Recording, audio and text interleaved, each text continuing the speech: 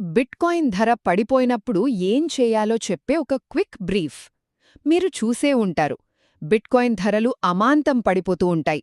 అలాంటప్పుడు భయపడటం చాలా సహజం, కానీ లాంగ్ టర్మ్లో గెలవాలంటే ఒక మంచి ప్లాన్ ఉండాలి. చూద్దాం.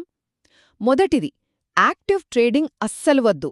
మార్కెట్ని టైం చేద్దాం అనుకోవటం అంటే టాప్లో అమ్మి బాటంలో కొందాం అనుకోవటం చాలా కష్టం. ఎందుకో తెలుసా?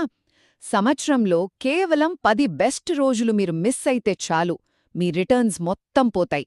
ఆ బెస్ట్ డేస్ ఎప్పుడూ వర్స్ట్ డేస్ తర్వాతే వస్తాయి.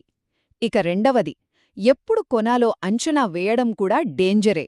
అంటే ధర తగ్గినప్పుడు ఎక్కువ కొనేద్దాం అనుకోవటం తెలివైన ప్లాన్లాగే అనిపిస్తుంది. కానీ తక్కువ ధర అని దేన్నంటాం? చెప్పడం కష్టం కదా. మార్కెట్ ఇంకా పడుతూనే ఉన్నప్పుడు మీ డబ్బులు మొత్తం పెట్టేస్తే తర్వాత కొనడానికి ఏమీ ఉండదు. ఫైనల్గా బెస్ట్ స్ట్రాటజీ ఏంటంటే నిరంతరం కొనడం. ధర ఎంత ఉన్నా సరే రెగ్యులర్గా కొంటూనే ఉండాలి. ఇది టైమింగ్ రిస్క్ని పూర్తిగా తీసేస్తుంది. ఎలాన్ మస్క్, జెఫ్ బేజోస్ లాంటి వాళ్లు ట్రేడింగ్ చేసి కోటీశ్వరులయ్యారా? లేరు కదా. వాళ్లు వాళ్ల ఆస్తులను చాలా కాలం పాటు నమ్మి హోల్డ్ చేశారు, అంతే. సో షార్ట్ టర్మ్లో జరిగే హెచ్చుతగ్గుల గురించి ఆలోచించకుండా లాంగ్ టర్మ్ యాజమాన్యంపైనే ఫోకస్ పెట్టండి.